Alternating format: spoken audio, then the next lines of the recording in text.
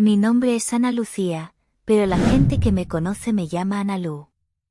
Y durante años, mi vida en Guadalajara, Jalisco, fue una obra de arte pintada en tonos neutros, perfectamente estable, perfectamente cómoda, perfectamente vacía.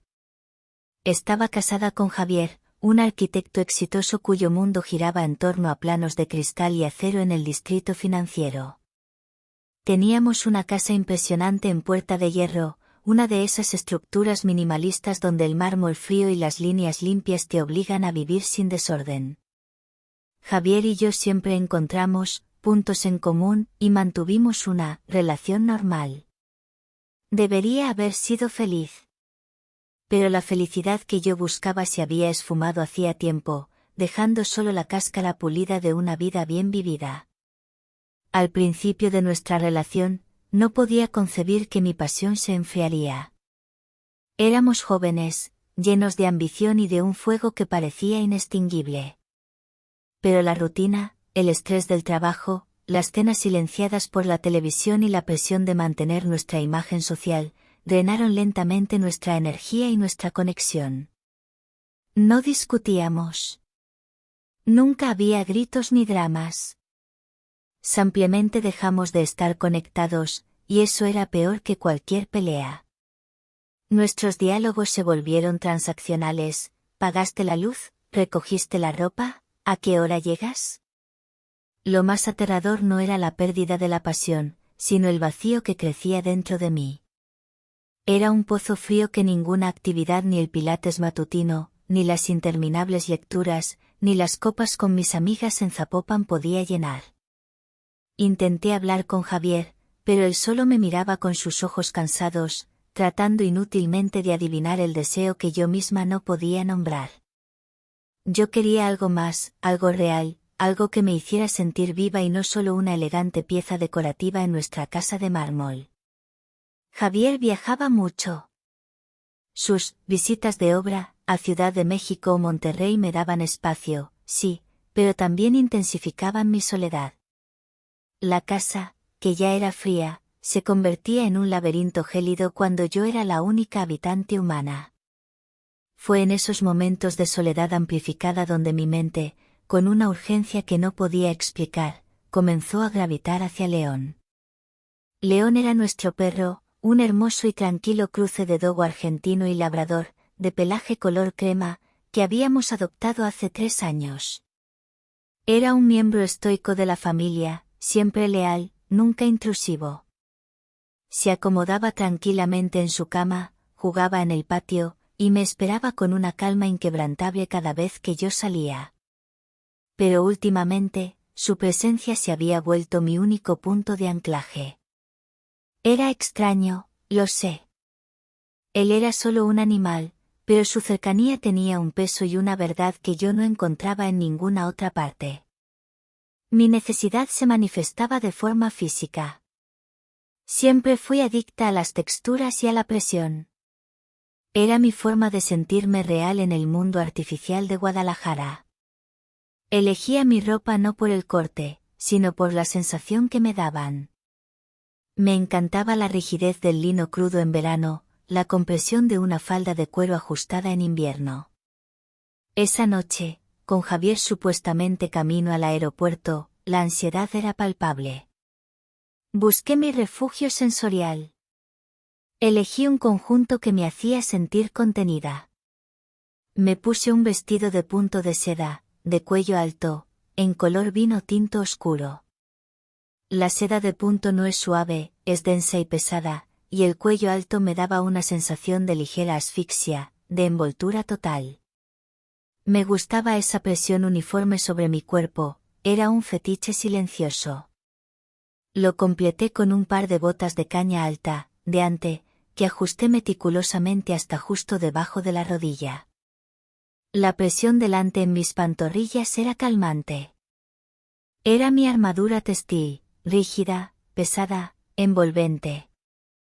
Estaba sentada en el sofá de terciopelo gris del salón, el único material cálido permitido en la casa, intentando leer un libro sobre diseño de interiores, pero mi mente estaba en blanco. La opresión del vestido no era suficiente para calmar mi alma.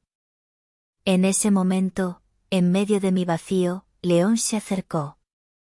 Se detuvo junto al sofá y, con ese movimiento lento y ceremonial que le era propio, apoyó su enorme y pesada cabeza sobre mi muslo. Su pelaje, tibio y suave, era un contraste brutal con la seda de punto fría de mi vestido y la rigidez de mis botas. Instintivamente, mi mano, cubierta por la seda de punto, se deslizó sobre su cabeza. Nuestros ojos se encontraron. No había juicio en su mirada, solo una lealtad paciente y profunda. El mundo exterior se disolvió. Todo se ralentizó. Sentí como su respiración se sincronizaba con la mía, una cadencia rítmica y profunda.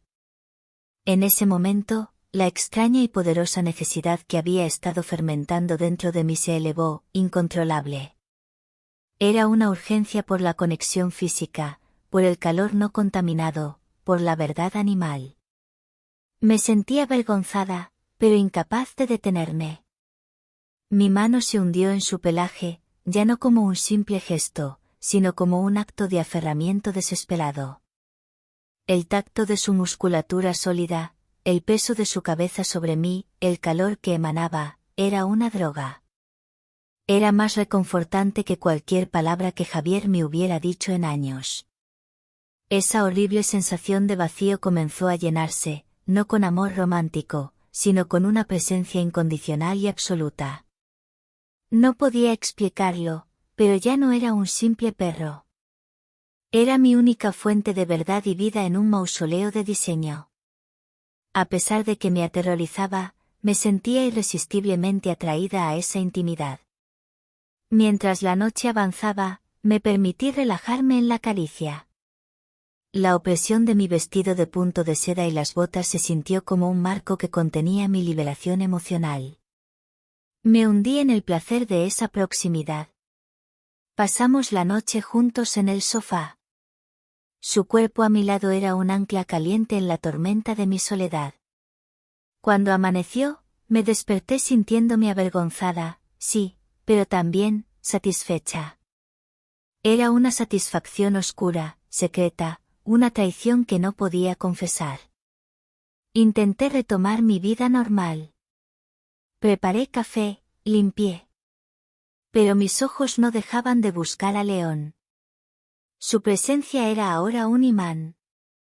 Intentaba evitar su mirada, evitar el contacto, pero mi cuerpo traicionero se movía hacia él. Esa tarde, la soledad regresó con una nueva intensidad. Javier llamó para decir que se quedaría otra noche. Sentí el vacío llenarme de nuevo, esa ansiedad. Y supe, con una certeza aterradora, que la línea que crucé anoche no sería la última. Me levanté del sofá. Sentí el peso de mis botas y la compresión de mi vestido.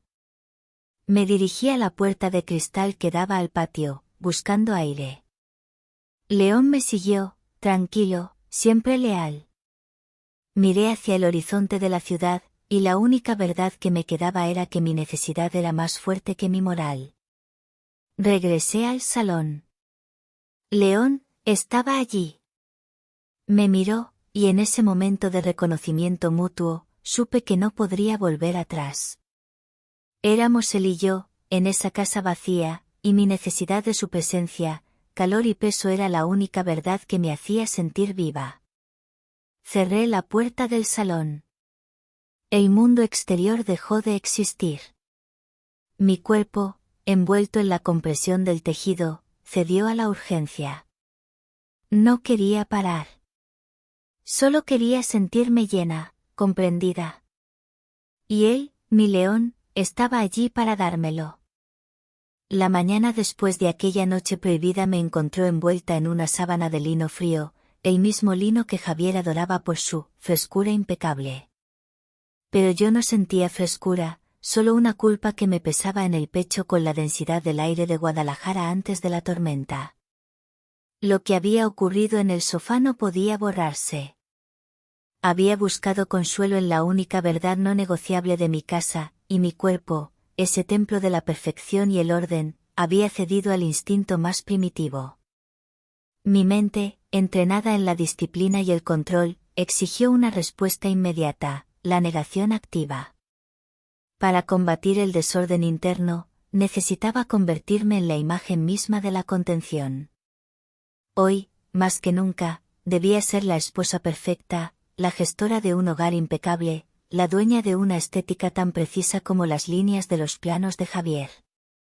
Me dirigí a mi vestidor, el santuario de mi obsesión por la textura y la forma. Elegí mi armadura de contención. Opté por un traje de pantalón sastre de lana fría, en un gris antracita tan oscuro que casi parecía negro. La lana fría es un tejido duro, áspero al tacto, sin concesiones, y me gustaba la forma en que restringía el movimiento de mis piernas, obligándome a caminar con una precisión mesurada. Pero el verdadero fetiche de la mañana se centró en la restricción superior. Me puse una camisa de seda natural faille, un tejido muy denso y estructurado que no se arruga, con un cuello alto y rígido que abroché hasta el último botón, sintiendo el roce áspero de la tela contra mi barbilla. Encima, añadí una prenda que era pura opresión, un chaleco de cuero negro, liso y ajustadísimo, de esos que parecen hechos a medida.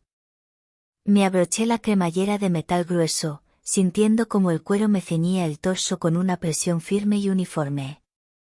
Adoro esa sensación, la dureza del cuero sobre la fragilidad de la seda, y la presión constante que me recordaba mi autocontrol. Finalmente, el accesorio, un brazalete ancho de plata mate, pesadísimo, de la orfebrería de Taxco. Me lo deslicé en la muñeca izquierda. Su peso era un ancla literal, su frialdad, un contraste perfecto con el calor que se acumulaba bajo el cuero del chaleco. Con mis botas de tacón fino resonando ligeramente sobre el mármol, salí del vestidor, convertida en una escultura de autocontrol. León estaba allí, echado en el pasillo, observándome. Intenté darle las órdenes habituales con un tono profesional, casi clínico. Buenos días, chico. Mantente quieto. Pero cuando vi la calma absoluta en sus ojos dorados, el cuero de mi chaleco se sintió de repente asfixiante. Su presencia me recordaba que mi armadura era una mentira. Tuve una reunión de decoración en un condominio de lujo en Providencia, pasando 3 horas discutiendo los tonos exactos de los blancos y la colocación estratégica de la iluminación. Me aferré a esos detalles mundanos con la ferocidad de un náufrago. Mientras hablaba de la temperatura Kelvin de la luz indirecta, mi mente estaba calibrando la textura exacta del pelaje de León. Al regresar a Puerta de Hierro, la necesidad se había convertido en un temblor interno. El calor bajo el chaleco de cuero era insoportable, pero no me atrevía a quitármelo. Javier llamó desde el supuesto aeropuerto de Monterrey. Cariño, el proyecto se complicó. El cliente quiere que me quede hasta mañana por la noche. Disfruta de la casa, por favor. Su voz era monótona, cansada, la misma que usaba para dictar la lista de la compra. Al colgar, no sentí alivio, sino una punzada de abandono y una liberación oscura. Tenía 24 horas más. 24 horas más para ser Ana Lucía, la dueña del vacío, y no la esposa perfecta. La negación se rompió. Corrí al vestidor, sintiendo que el cuero me quemaba. Me quité el traje sastre con movimientos bruscos, luego el chaleco. El faille sedoso de la camisa se pegó a mi piel, y me lo arranqué también. Me quedé solo en lencería de seda gris, el contraste perfecto con la rigidez de mi atuendo anterior. Pero en lugar de ponerme ropa cómoda, hice algo que era en sí mismo otro acto de traición y fetiche. Me dirigí al armario de Javier. Saqué un suéter de cachemir muy grueso que él usaba para esquiar. Era de un color carbón oscuro, y olía ligeramente a su colonia Caray, y lo que era más importante, a la ausencia de vida que me ofrecía. Me lo puse sobre la lencería. El suéter era enorme, me llegaba a medio muslo, y el cachemir, suave pero pesado, me proporcionaba una sensación de ahogo confortable. Era una paradoja, vestirme con la ausencia de Javier para poder ser realmente libre en su casa. El peso del cachemir me anclaba, me oprimía, permitiéndome soltar el control mental. Me senté en el suelo de la sala, junto al sofá de terciopelo. La suavidad del cachemir contra mi piel sensible y la frialdad del mármol bajo mis pies descalzos era la sinfonía de texturas que mi alma necesitaba. «Ven aquí, mi noble chico», susurré, usando un tono que solo existía para él. León se acercó con su acostumbrada dignidad. Esta vez, la vergüenza se había retirado, reemplazada por una aceptación hambrienta. El suéter de Javier era mi permiso. Me arrodillé en el suelo y, con mis manos desnudas, busqué el contacto. No hubo caricia superficial. Hundí mis manos en su pelaje, aferrándome a su cuerpo macizo. La presión del cachemir en mi pecho, la dureza del brazalete de plata que no me había quitado, y la vida pulsante bajo el pelaje de león. Era la conexión de la que Javier me había privado. Acerqué mi rostro a su lomo, buscando la piel detrás de su oreja. Sentí su calor, su respiración profunda y rítmica. Era un sonido más íntimo que cualquier promesa. Me permití la libertad de sentir sin la obligación de explicar o justificar. Mis dedos exploraron sus músculos fuertes, la textura sedosa de su pelo corto. Me encantaba el clic suave de su collar de cuero cuando movía la cabeza, un sonido que era puramente animal, puramente honesto. En esa inmersión profunda, la luz de la tarde se desvaneció.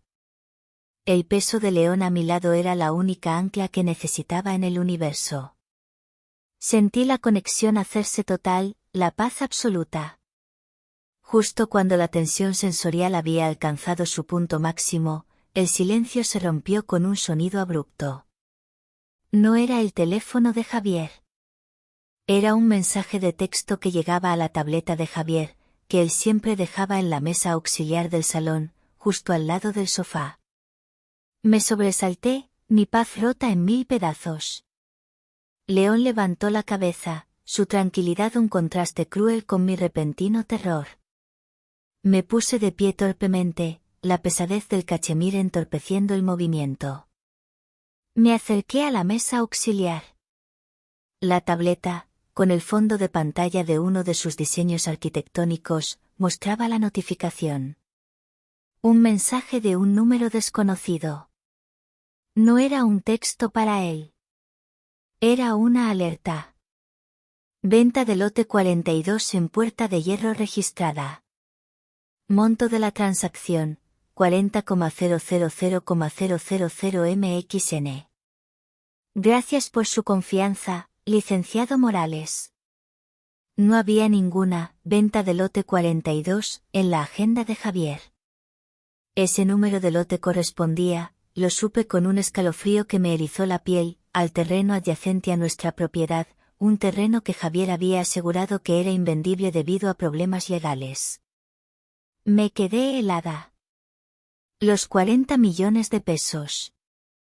Si él había vendido ese lote sin decírmelo, no era solo una mentira sobre un viaje de trabajo. Era una traición financiera. Y esa transacción estaba vinculada directamente a la hipoteca de nuestra casa. De repente, el consuelo que había encontrado el León se evaporó, reemplazado por la certeza fría y dura. Mi marido, el arquitecto de la perfección, estaba desmantelando nuestra vida bajo mis narices. Y mi propia traición emocional era la coartada perfecta para que él pudiera moverse libremente. El vacío ya no era interno, sino que se había manifestado en la realidad. La tableta de Javier ardía en mi mano, no por la temperatura, sino por la toxicidad de la verdad que revelaba. 40 millones de pesos. Una traición fría y calculada. Ya no se trataba de un matrimonio vacío, se trataba de un plan meticuloso para dejarme en la calle. El arquitecto de la perfección estaba demoliendo mi vida financiera con la misma precisión con la que diseñaba sus edificios. El shock inicial se transformó en una furia hirviente, que exigía una respuesta física y un cambio de piel.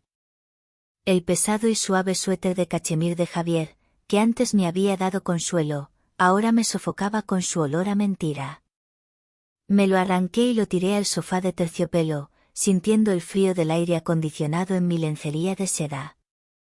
Mi mente estaba en un torbellino de decisiones, necesitaba investigar más, pero antes, necesitaba una purga sensorial, un anclaje a la realidad que no fuera la opresión silenciosa de mi propia casa. Me dirigí al baño principal, donde el mármol negro me devolvía una imagen pálida. Me quité toda la ropa, sintiendo el placer táctil de liberarme de cualquier restricción. Mi fetiche de la presión y la textura me dictó la nueva armadura. Elegí algo que fuera el antónimo de la elegancia controlada de Puerta de Hierro. En el fondo de mi armario, encontré una prenda que Javier siempre odió, una falda de tubo de cuero negro, muy ajustada, de un cuero áspero y grueso que me llegaba a la rodilla. Era una prenda que restringía el movimiento de mis caderas, obligándome a caminar con un paso corto y deliberado. Me encantaba el sonido chirriante de la piel al moverme.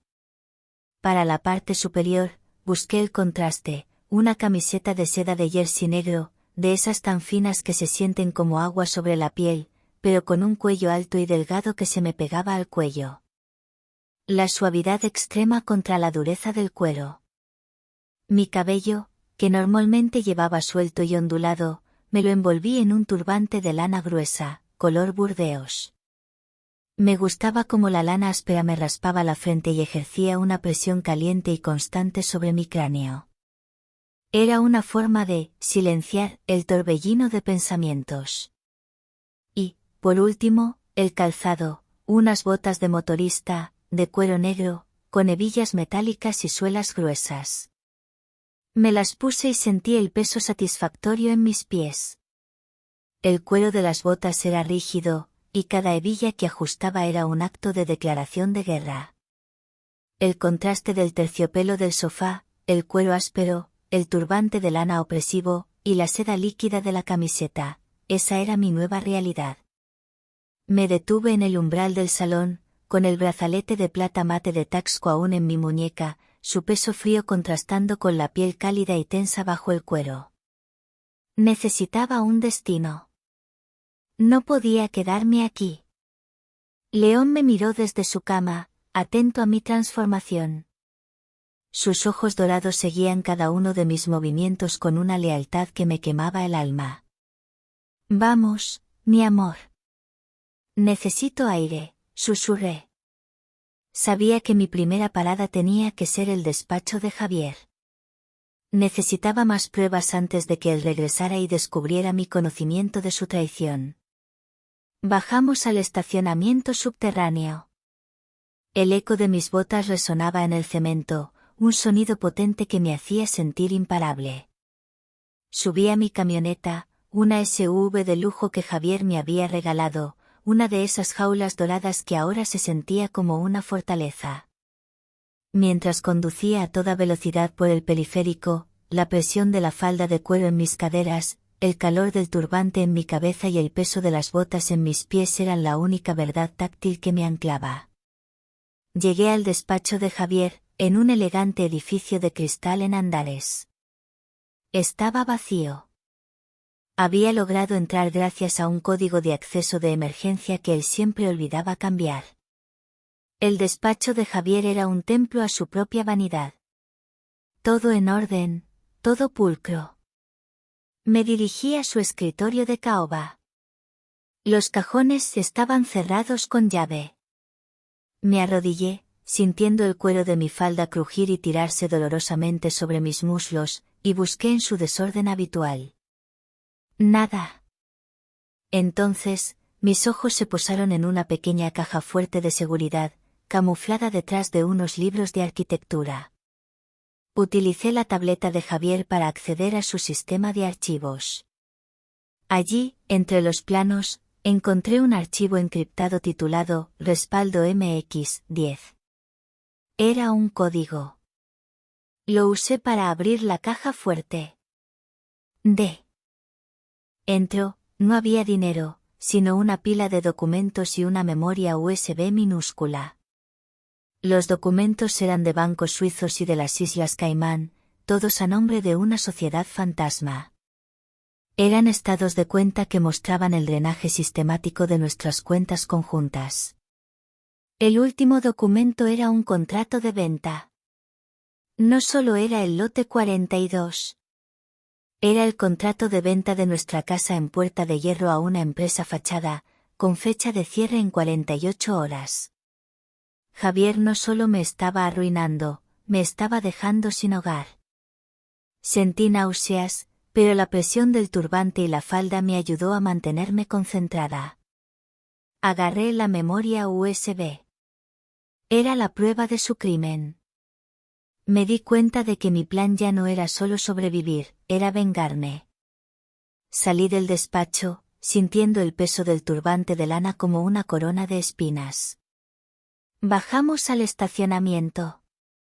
En ese momento, mi móvil vibró en el bolsillo de mi falda de cuero. Era un número desconocido. Dudé. Contesté, mi voz forzada a sonar neutral. Sí. Ana Lucía. Qué sorpresa encontrarte. Pensé que estarías consolando a tu perrito. La voz era profunda, sedosa, con un ligero acento del norte. No era Javier. ¿Quién habla? Soy el licenciado Morales. El nuevo dueño del lote 42, y pronto, de tu elegante jaula. Solo quería informarte que Javier ya está camino a Ginebra. Y dejó unas cámaras de seguridad activas para grabar tus sesiones de terapia. Lo siento. Sé exactamente con quién has estado durmiendo, mi amor. Y si no me entregas los documentos de la hipoteca en este momento, esa grabación irá a todas las redes sociales. Me quedé helada. Javier lo sabía. Lo había planeado todo. Las cámaras de seguridad. Mi traición era su seguro. Pero no te preocupes, continuó Morales, su voz llena de burla. Javier siempre deja un souvenir. Mira debajo del cojín principal del sofá de terciopelo. Es un pequeño recordatorio para tu mascota. Colgó. Solté el móvil. El miedo regresó, frío y venenoso. Corrí a la camioneta. Pisé el acelerador y salí del estacionamiento como un rayo. No me importaban los 40 millones. Solo me importaba León. Conduje de regreso a Puerta de Hierro. Al entrar en el salón, mi mirada se dirigió inmediatamente al sofá de terciopelo gris. Me acerqué, con la mano temblando bajo el brazalete de plata. Levanté el cojín principal. Lo que encontré allí me detuvo el corazón. No era una nota. Era un pequeño objeto rectangular, pesado, familiar. Era el collar de cuero de león, el collar que siempre llevaba. Y sobre él, un sobre cerrado con el sello de la notaría. Abrí el sobre. Dentro había una foto, una toma clara y enfocada de León durmiendo a mi lado en el sofá, justo donde la noche anterior había buscado consuelo. Y al pie de la foto, una frase escrita a mano con la elegante letra de Javier: el contrato se firma mañana. Si le tocas un pelo a Morales, tu amiguito lo paga. La amenaza era clara. Javier no solo tenía pruebas de mi traición, había secuestrado a León, o al menos, lo había tomado como rehén. Giré sobre mis talones. León no estaba en el salón. Su cama estaba vacía. La única verdad que quedaba en mi vida, mi ancla animal, había sido arrebatada. La falda de cuero y el turbante ya no eran una armadura. Eran un uniforme de guerra. La ausencia de León era un vacío que resonaba en la casa más fuerte que el mármol. El pánico se había evaporado, dejando solo una capa de hielo sobre mi alma. Javier, el arquitecto de la perfección, me había superado. Había usado mi necesidad más íntima como arma, convirtiendo a León, mi único punto de verdad, en un rehén.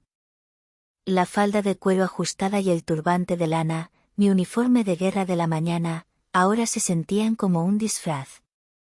Para enfrentar a Morales, la mano derecha de Javier, no podía ir como una guerrera desquiciada. Tenía que ir como la esposa, la socia, la dueña del diseño perfecto. Tenía que ser lo que ellos esperaban, pero con una diferencia sutil, la tensión. Me cambié. Elegí un vestido que era la antítesis de la batalla, pero un fetiche de contención absoluto. Era un vestido de cóctel de terciopelo de seda, de un tono burdeos profundo, casi negro. El terciopelo, a pesar de ser lujoso y suave, era extraordinariamente denso y grueso, lo que creaba una opresión uniforme en todo mi torso y me obligaba a una postura impecable. Me encantaba cómo el tejido se adhería a mi piel, sin permitir un solo movimiento innecesario. Para aumentar la sensación de contención, me puse un body de encaje muy tupido bajo el vestido, que me daba una presión extra y una textura áspera contra mi vientre y mi espalda, un secreto doloroso bajo la suavidad del terciopelo. Me quité el turbante de lana. El peso en mi cabeza era demasiado y lo reemplacé por el peso frío y tranquilizador del brazalete de plata de Taxco en mi muñeca, mi ancla contra el caos. En mis pies, opté por unos zapatos de tacón alto y fino, forrados en ante del mismo color burdeos, que me obligaban a caminar sobre los dedos, dándome una sensación de fragilidad y fuerza concentrada.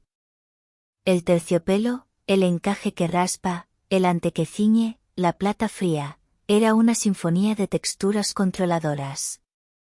Dejé la memoria USB con las pruebas de la estafa en la caja fuerte de seguridad. Llevaba solo mi móvil y el contrato de venta sin firmar.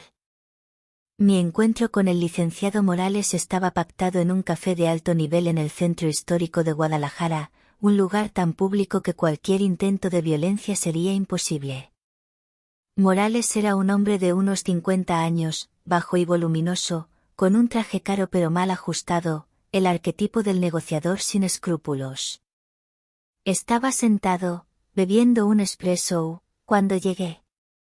Ana Lucía. Qué gusto verte.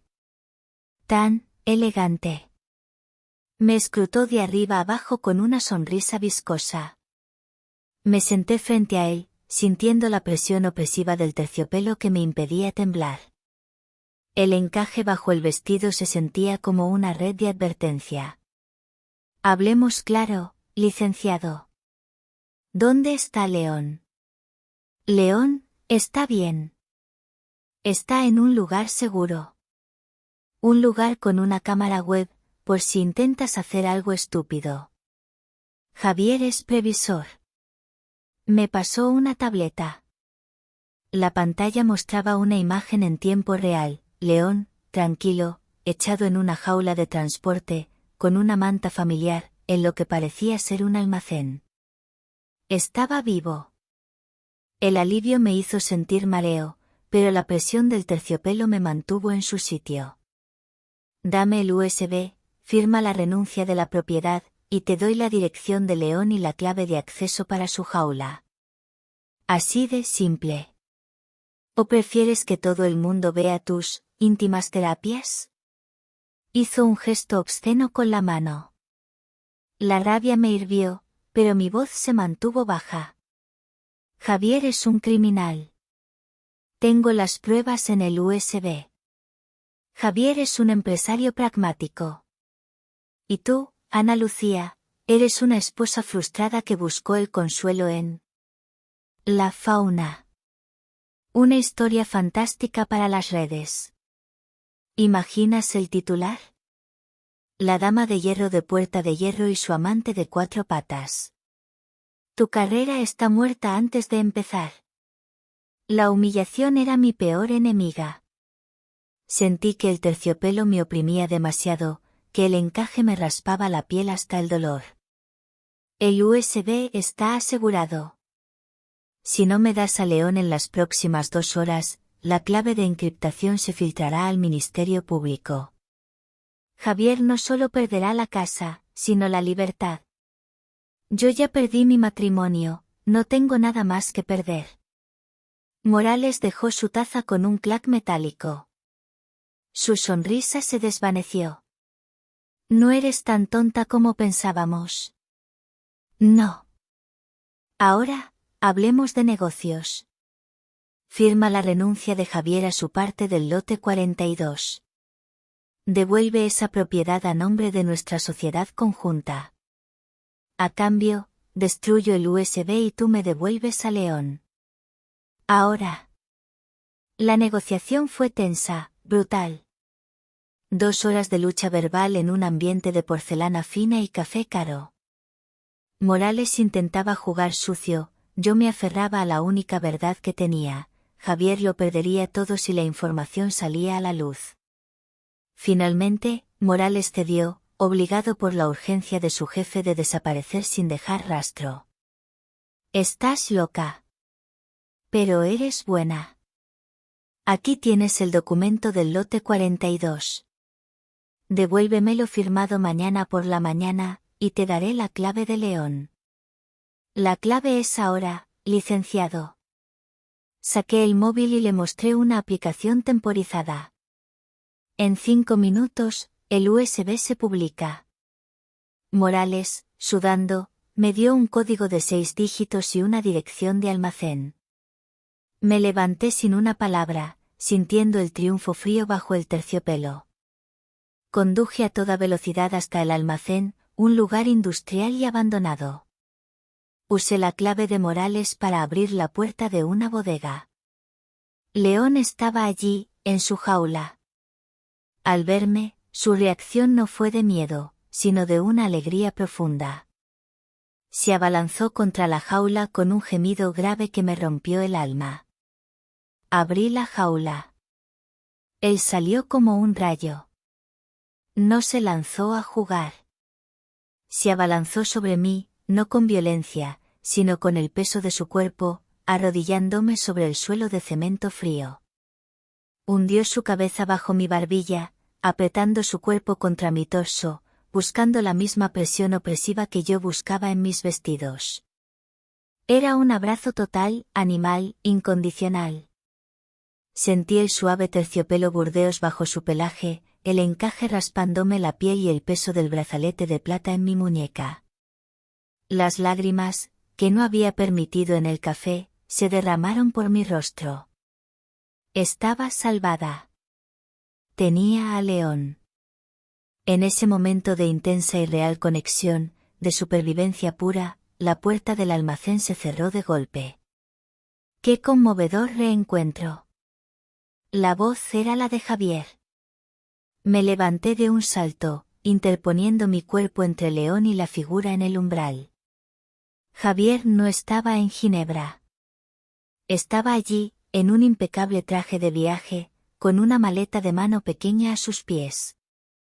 En su mano, sostenía un objeto que brillaba, la tableta de Morales.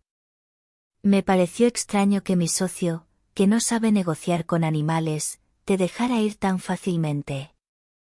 Así que le pedí que me diera la ubicación. Ahora, querida esposa, devuélveme mi USB. Y luego, nos encargaremos del único testigo de nuestra pequeña separación. Javier sonrió, y en esa sonrisa, vi el final de mi vida perfecta.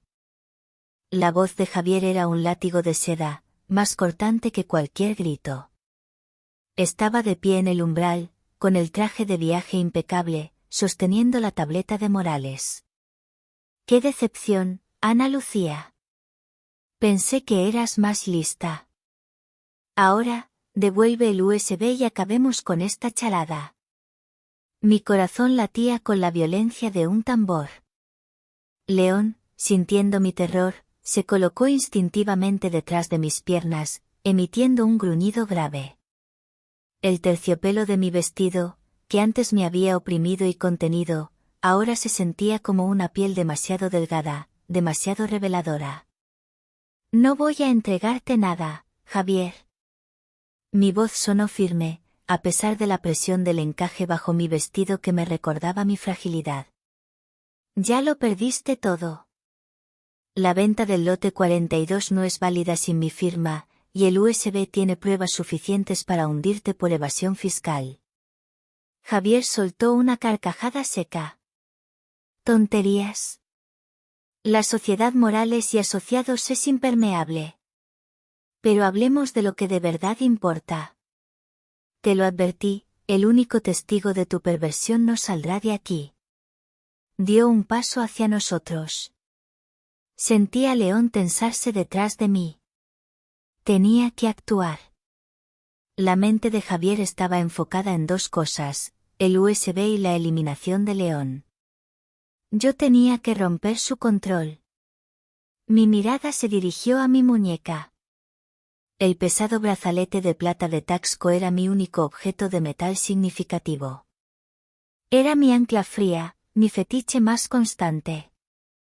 Su peso siempre me devolvía a la realidad. ¿Buscas esto?, pregunté, deslizando la mano hacia el bolsillo lateral del vestido de terciopelo. Javier sonrió, extendiendo su mano. Muy bien. Sé una buena chica. En lugar de sacar el USB, agarré el brazalete de plata de mi muñeca izquierda con mi mano derecha. El metal frío era pesado, sólido. Me lo quité con un tirón rápido, sintiendo la liberación momentánea de la presión. Quédate con tu sucio dinero, dije. Con un movimiento rápido, lo lancé. No a su rostro, sino a la tableta que sostenía. El impacto fue brutal. El pesado brazalete golpeó el cristal de la pantalla con un crack seco y terminal. La tableta se hizo añicos, cayendo al suelo con un tintineo de cristal roto. Javier se quedó paralizado por la sorpresa y la rabia. La tableta era su único medio de control visual sobre mí y de comunicación con Morales. ¡Maldita loca!, gritó, su rostro distorsionado, el control que tanto amaba finalmente roto.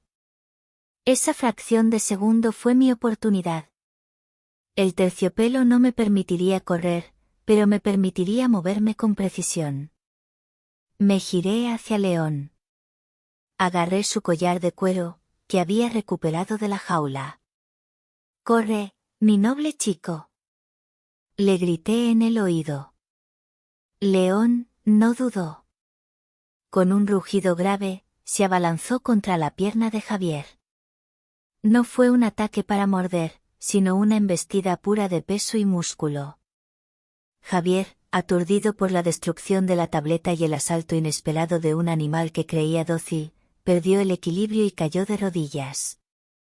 Yo no corrí hacia la puerta.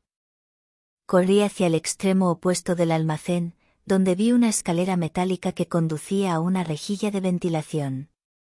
Mientras subía los peldaños a toda velocidad, sentí el terciopelo desgarrarse en un muslo al engancharse en el metal oxidado.